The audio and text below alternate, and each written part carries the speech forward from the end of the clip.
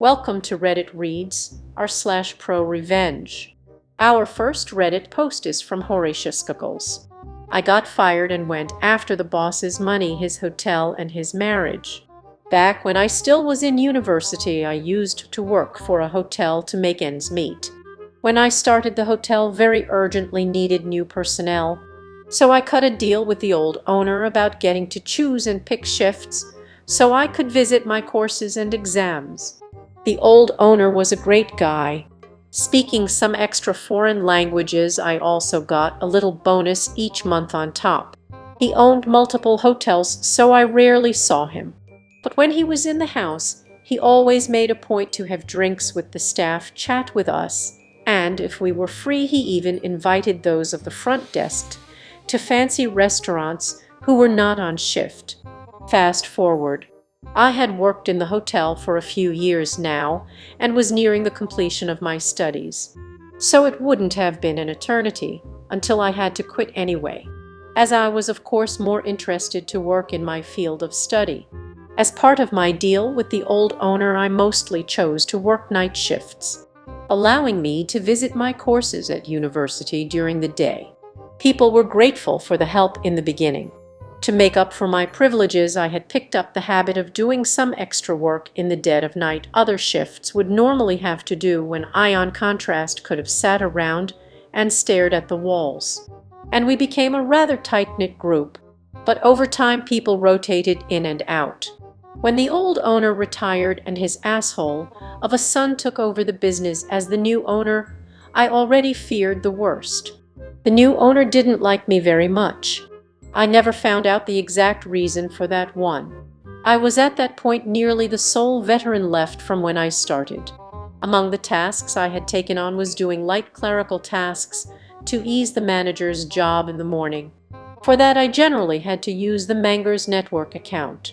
One night, while doing my lists, I logged into the Manger's account and email to do my job. I know it is not nice to snoop, but of course I read it. Then I saw an email with my name in the subject line. Turns out the new owner wanted to get rid of me. I still had my old employee contract with the bonuses for foreign language abilities and was allowed by my contract to pick and choose shift. I can only assume these privileges are what made the new owner hate me. No idea if he had other reasons, because to be honest, these seem very weak to me. But he couldn't fire me without cause. On top of that, I would be owed severance if fired. And generally, there were not enough bodies in the shift rotation without me, though the new owner didn't seem to understand at that point, as the emails told me. I looked for more email concerning me and found them. There was an email chain between some of the employees, the manager, and the new owner. I was of course not, as I was the hated topic. The employees didn't like me hogging the night shift, because those paid better, and for every night you worked you got paid the night bonus.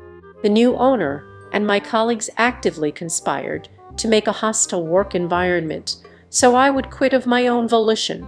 The manager was the only one rather neutral on the matter and just curbed their enthusiasm to get rid of me, as they needed me to be fully staffed. I was furious. I thought about a variety of reactions, from egging their cars to burning down the hotel. But I settled on a less crazy method of revenge. I called my uncle at 2 a.m. asking for advice. My uncle is a lawyer, so for sake of proof, I forwarded myself all the emails. I made photos, printed them out, made copies, and filmed the whole deal just to be sure. And so I gave it a few days. My uncle told me to sit tight and see if things got worse, or if it was just bluster. And things did take a turn.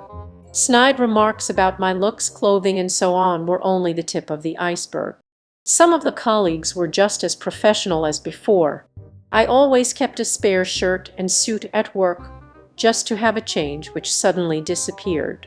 One guy even started to threaten me with violence.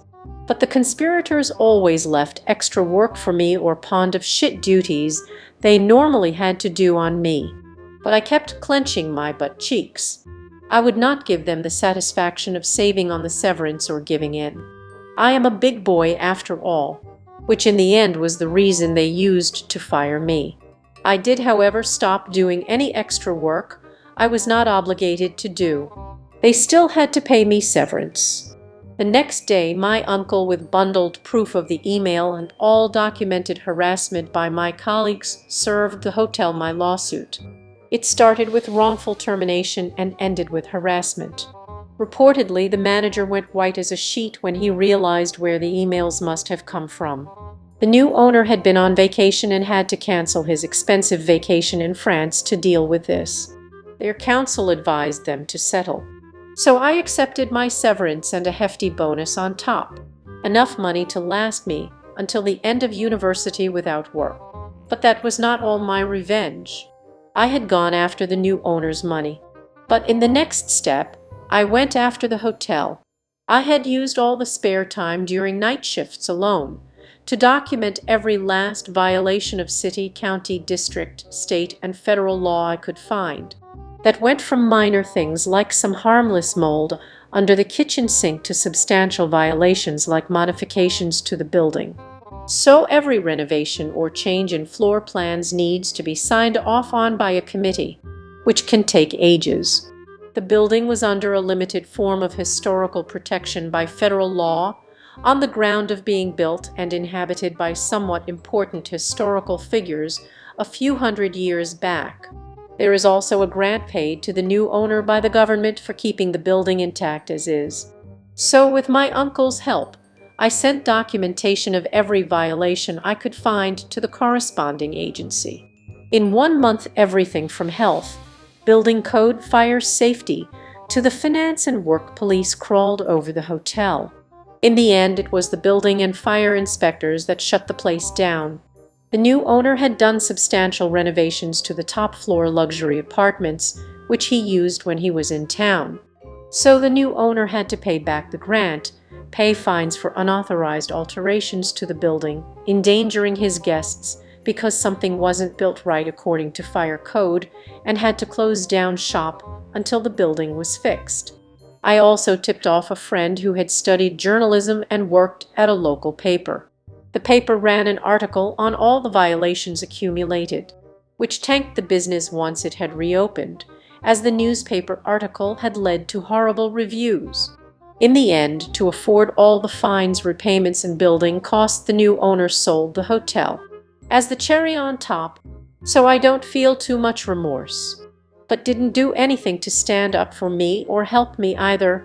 Granted, the people who didn't do anything to me lost their jobs too. And the revenge cherry on top was that the new owner, whenever he was in town, used to bring home escorts, which in my country is not illegal. But he was married. It took some doing to get that information to the new owner's wife, so I let her know what the new owner was up to when he was out of town. But one of my former colleagues, who had quit before this had all happened, had her email. I don't know what exactly happened, but they did divorce in the end. Make of that what you will. TL Drive, new boss dislikes me. I take my severance and a hefty settlement. I wait until I get fired to sue him for encouraging other employees to make my life miserable, so I'd quit. Then I send proof and a list of violations that the hotel is not up to code to the according agencies. The hotel gets shut down. To pay for fines and to get it back up to code, hotel needs to be sold. Asshole colleagues lose their jobs. Lastly, I know boss cheated on his wife with escorts, which I let the wife know. Marriage blew up. This comment is from Tyler's Burden. Ok, this seems more ProRevenge actually. This comment is from Penguin. Also, remind me to never piss you off. Pro tip: don't piss off the guy who knows where all the bodies are buried. Well done, and your boss definitely deserved it. This comment is from a British Redditor. That's when you know shit's really about to get intense. All the best stories start with "I have insert family member was a lawyer." Now, a word from today's sponsor. Make sure to donate to my Patreon down in the description below to get early access to videos, participate in special patron-only events, and other goodies. Any amount of money is greatly appreciated. It makes it easier for me to make the content that I love making, and I know you guys love too. Now back to the video. That was Reddit Reads r/ProRevenge. If you like this content, please subscribe and click the bell icon so you are notified of new uploads. We upload new videos every day. Also subscribe to our Patreon, as that will help us a lot. See you next time.